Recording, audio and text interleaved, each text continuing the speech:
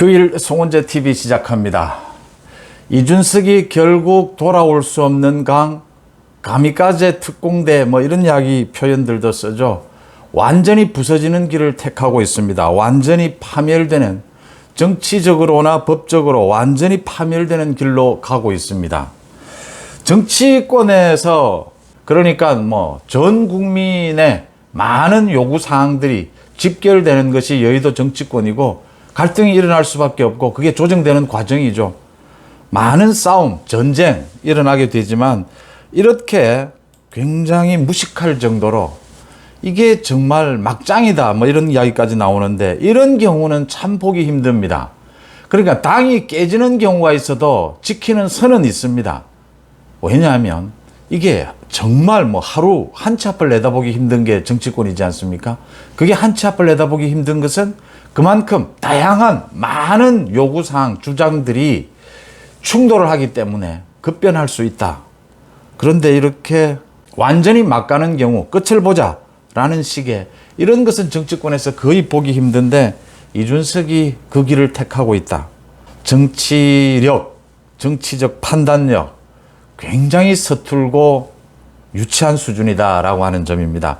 그러니까 지금 권성동 직무대행과 서병수 전국위 의장 오는 9일, 내일 모레죠. 9일 이제 전국위를 열어서 지금은 비상 상황이다. 상임전국위에서 결정한 부분, 비대위 체제로 전환하겠다. 비대위원장을 임명하겠다. 직무대행이 임명하는 것으로 당헌을 고치겠다. 라는 부분을 전국위를 통해서 의결을 한다. 전국위의 위원은 1000명 정도입니다. 시도당 위원장, 뭐 시장, 도지사 등등으로 구성이 되는데 전화 ARS를 통해서 찬반 표결을 한다라는 것이고 지금 전국위에서는 착착 많은 준비들을 하고 있다. 상임전국위에서 결정한 것은 뭐 거의 대부분이 전국위에서 추인을 받는 형식이 됩니다. 그런 준비가 모두 끝났다. 그래서 9일은 비대위가 출범을 하게 되고 비대위원장이 선임이 됩니다. 이 9일에 맞춰서 이준석이 지금 사실은 자중을 해야 될 때입니다. 지금이라도 이준석이 모든 것을 내려놓고 이준석이 정말 구도 자체를, 싸움의 구도 자체를 정말 잘못 잡고 있다. 뭐 싸움의 행태도 욕설까지 퍼붓는 이런 행태를 보였지만 구도 자체가 이준석이 이길 수 없는 구도다라고 하는 겁니다. 그러니까 대통령 선거가 있고 난 다음에도 계속해서 윤석열 대통령과 가까운 친윤 의원들과 대립구도, 대립각을 계속 세워왔고 지금 자신에 대한 윤리위 징계가 있고 난 다음에도 여러 번 자신이 모든 걸 내려놓고 훗날을 기약할 그런 기회가 있었습니다.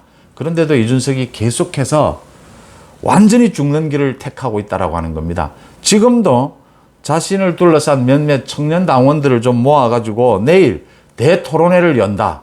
또 모레는 이제 가처분 신청을 한다. 효력정지 가처분 신청을 한다. 이 전국위 결정에 대해서 효력정지 가처분 신청을 하겠다.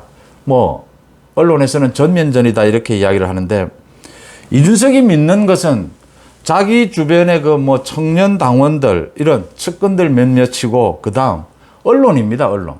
지금 대부분의 언론이 이준석 문제를 국민의힘의 뭐 갈등 앞으로도 계속해서 이런 갈등이 빚어질 것이고 국민의힘 내홍 계속될 것이다. 심각한 상황이다. 계속 이렇게 보도를 하고 있는데 이 부분이 이제 이준석이 믿는 부분이죠. 이준석이 얘기를 하면 많은 언론에서 받아 써준다라고 하는 것입니다. 언론에서 받아 써주는 이유는 윤석열 정부를 흔들기 위한 것이죠. 그러니까 역선택을 또 노리고 있는 겁니다. 이준석이 믿는 부분은 그 부분밖에 없다라고 하는 것입니다. 여기에서 이제 홍준표가 이준석과 명료하게 갈라서기로 하고 홍준표는 완전히 변신을 해서 지금 계속 이준석을 공격하고 있는 겁니다. 그러니까 당내에서 이제 대부분은 일부 이준석 측근을 빼고는 모두 고개를 돌린 것입니다. 지금 이준석에게 남은 것은 소위 민주당 계열의 언론, 그 다음 자기 일부 측근들 뿐이다. 오세훈이 좀 애매하게 반응을 하는데 자신이 뭐 이준석과의 관계를 완전히 단절하는 것도 아니고 서울시장에서의 그 이준석이 도와준 부분, 오세훈이 노리는 것은 그 이준석으로 상징되는 청년들, 청년층의 그 지지, 그걸 놓는 게 굉장히 미련이 남는 거죠. 그 부분을 안고 가기 위해서 이준석이 당의 외연은 넓혔다. 뭐 이렇게 평가를 했는데 오세훈이 정치적으로 미숙한 겁니다. 정치인은 시점마다 결단을 내리는 것이 정치입니다. 지금 오세훈이 하고 있는 행동은 자신이 뭐 분당도 하지 않고 뭐 탈당도 하지 않는다. 그건 자신에 대한 음해다. 이준석과는 그렇지만 이준석은 당의 외연을 넓히는 데는 좀 기여한 부분도 있지 않느냐. 이런 식의 자세는 평론가적인 자세입니다. 정치 평론가는 그렇게 평론할 수 있습니다. 그런데 정치인은, 정치의 영역은 결단의 영역입니다. 51% 쪽이라면 상황이 발생을 했을 때는 지금 상황은 이준석이냐 이준석 아니냐 결정을 내려야 될 때입니다. 어느 진영의 부분이 아닙니다. 뭐 친윤이냐 이준석계냐 이 부분이 아닙니다. 국민의힘 전체, 윤석열 정부 전체를 놓고 지금 이준석이 하는 행동이 맞느냐 안 맞느냐를 놓고 결단을 내려야 될 시점에 오세훈식의 대응은 역시 미숙한 것이다. 명료하지 않는 것이다. 라는 부분입니다. 국민의힘 대부분의 당이 이준석으로부터 등을 돌렸는데 이준석이 가처분 신청도 하겠다. 그 다음 내일 대규모 토론회를 열겠다.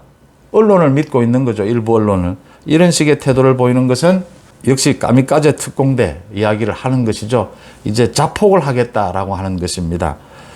이준석이 이런 길로 결국 가겠다면 목을 내놓고 목을 쳐라라고 한다면 국민의힘 당에서 많이 지금 나오고 있는 이야기는 결국 목을 칠 수밖에 없다라고 하는 겁니다. 윤석열 대통령에 대해서까지 공격을 하고 이준석이 탈당을 하고 신당을 만들든지 뭐 이런 부분들은 그게 가능성이 뭐 거의 없는데 이준석이 뭐 결정을 할 수는 있습니다. 그런데 최후의 순간까지 해서는 안 될 일은 윤석열 정부를 공격하는 일은 해서는 안 됩니다. 그러니까 윤핵관과 뭐 자신이 이야기하는 싸우더라도 윤석열 대통령까지를 건드리게 되면 국민의힘 누구도 이준석의 손을 들어줄 수는 없다. 이준석을 비유할 수는 없다라는 것이 지금 현실로 드러나고 있는 겁니다. 이런 막장 정치를 보이게 되면 이제는 이준석의 목을 칠 수밖에 없다라고 하는 대목입니다. 그래서 나오고 있는 이야기가 경찰 수사를 빨리 촉구를 해야 한다. 또 많은 루트를 통해서 촉구를 하고 있는 셈입니다. 국민의힘에서 이준석의 부분에 경찰 조사가 김성진 아이카이스트 대표에 대한 조사가 4차 조사까지 끝났으니까 이준석에 대해서 기소를 늦춰야 될 이유가 없는 것이다. 모두 드러날 만큼 다 드러나 있다. 성상납과 증거인멸 부분에 대해서 이준석에 대한 기소를 앞당겨달라라고 하는 이야기가 본격적으로 나오고 이준석을 감옥에 쳐넣어야 된다는 이야기가 이제는 공공연하게 나오고 있습니다. 그 다음 이준석이 가처분 신청을 하겠다라고 했는데 지금 이준석 측에서는 가처분 신청이 되는 것처럼 이야기하는데 이건 8, 90% 받아들여지지 않습니다. 왜냐하면 정치권에서 정치적인 결정을 하는 그 자율의 영역이 있는데 이걸 법원이 거의 개입하려고 하지 않습니다. 개입해봐야 그 판결을 내리는 이익도 별로 없습니다. 만약의 경우에 효력정지 가처분 신청을 받아들인다고 하면 국민의힘은 또 다른 방법을 찾아서 또 새로운 지도체제를 만드는 다른 방법을 찾습니다.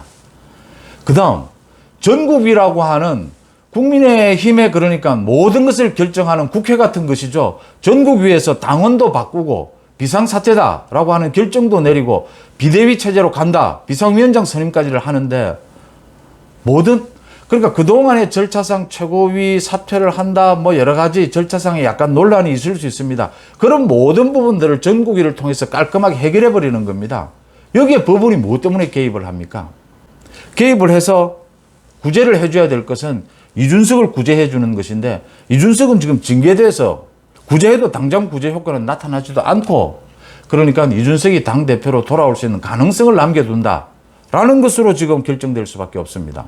법원이 이런 결정을 왜 합니까? 흔히 이럴 때 법원은 정치권에서 결정을 하는 것이 온당하다라고 이야기를 하고 이런 부분들에 대해서는 결정을 피하는 것이 그동안의 관습적인 것이었습니다. 이준석은 법적으로 이기지 못합니다.